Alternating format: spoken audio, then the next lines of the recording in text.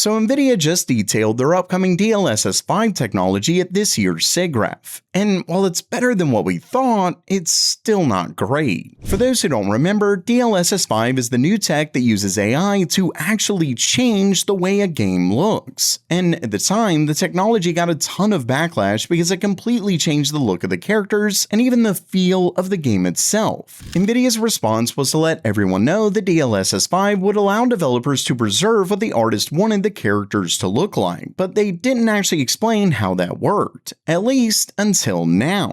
So during the presentation, Nvidia revealed that DLSS 5 currently has 3 separate models, simply called Model A, B, and C. Each one produces a slightly different result, and developers can choose different models depending on the character, environment, or scene. But even more importantly, developers will apparently have direct control over how much DLSS 5 changes the image. Nvidia showed 2 separate settings called Structure Intensity and Tone Intensity. Structure Intensity controls smaller details like reflections, ambient occlusion, and subsurface scattering, while Tone Intensity makes broader changes to the lighting, colors, and overall appearance of the scene. Developers can also apply these settings to individual objects. Nvidia demonstrated the technology automatically identifying a character and creating a mask around them. This allows developers to change the effect on that character separately from the environment, or potentially disable it on the character completely. They can even manually create masks for individual objects, with Nvidia showing separate settings being applied to bottles, grapes, and a picture within the same scene. Each one could have its own structure and tone settings. But before we get into whether that actually solves the problem, to celebrate the launch of my newsletter Meld Bytes, I'm giving away this 32GB Trident Z5 Neo RGB DDR5 6400 memory kit to 1 subscriber. Existing subscribers are automatically entered, and everyone else can enter for free at meldbytes.com before August 23rd. The link and full rules are down in the description below. Now, while this does help to preserve what the artist likely wants, it's still ultimately just an AI filter that arbitrarily affects certain aspects of the scene. And while you can control the intensity, you can't control exactly what it's doing. So I still see an issue of this making everything essentially look the same over time. My problem is that it's likely going to feel like the same artist had a hand in every game that uses it, leading to that AI slop feeling that people have. But still, it is nice to see how much control they're giving devs. Time will tell where all of this goes.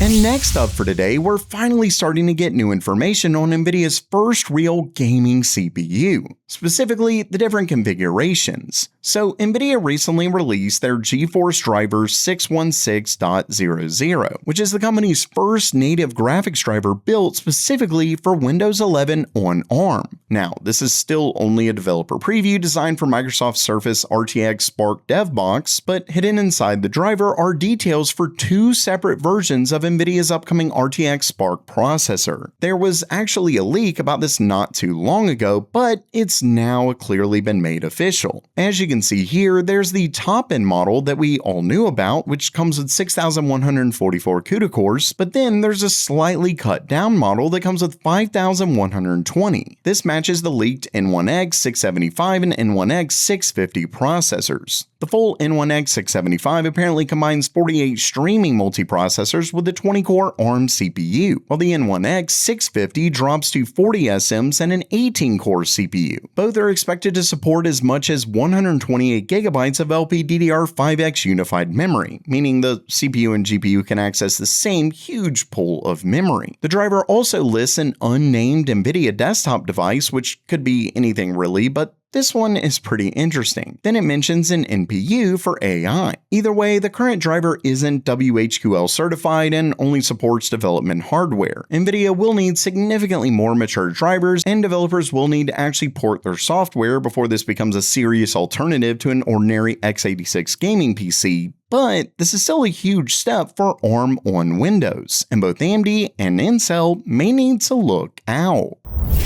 AI companies look to be sitting on a massive $1.65 trillion problem, and the end result could easily see memory prices not only drop, but completely collapse like we've never seen before. According to a new report, Alphabet, Amazon, Meta, Microsoft, and Oracle have accumulated approximately $1.65 trillion in what's being called hidden debt. That's actually 122% more than the debt currently reflected on their balance sheets, and that's a huge deal because investors are already extremely worried about the massive capital expenditure that the major companies have been doing. So holding even more debt off books makes us look even worse. Now, this isn't necessarily secret debt that these companies are concealing or anything like that. It's essentially commitments like long-term leases, data center agreements, power contracts, etc. that don't appear as traditional debt until the contracts actually take effect. But these companies have effectively committed themselves to spending enormous amounts of money on AI infrastructure years into the future. And when those data centers finally come online, some of those obligations could begin appearing directly on their balance sheets. And that becomes a serious problem if AI demand doesn't grow nearly as quickly as everyone hopes. Now, before anyone misunderstands what I'm saying here, because I almost always get someone in the comments saying, "You use AI to help with thumbnails." To be clear, I'm not anti-AI or anything like that. I definitely hate what the build-outs are doing to memory prices, and I fully understand people's frustrations, but I do believe that this is a world-changing technology. But whether AI is useful is completely irrelevant to whether this is a bubble or not. There was a dot-com bubble that popped in 2000, and no one can argue that the internet didn't change everything.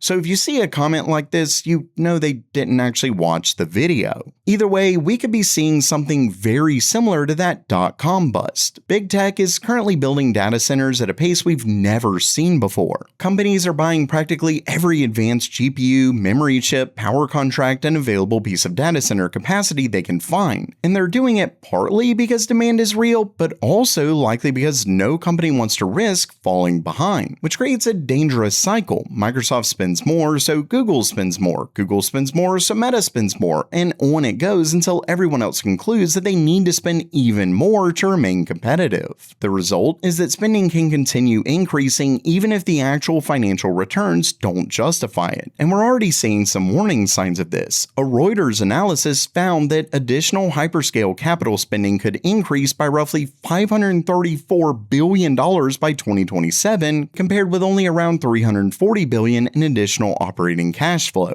In other words, spending is projected to increase substantially faster than the cash these businesses are generating. Oracle's free cash flow has already turned negative, while Microsoft and Amazon have also faced pressure as AI infrastructure costs continue climbing. Now imagine what happens if big tech finally hits the brakes on spending right as memory companies expand production. We could see one of the largest price collapses in PC memory history.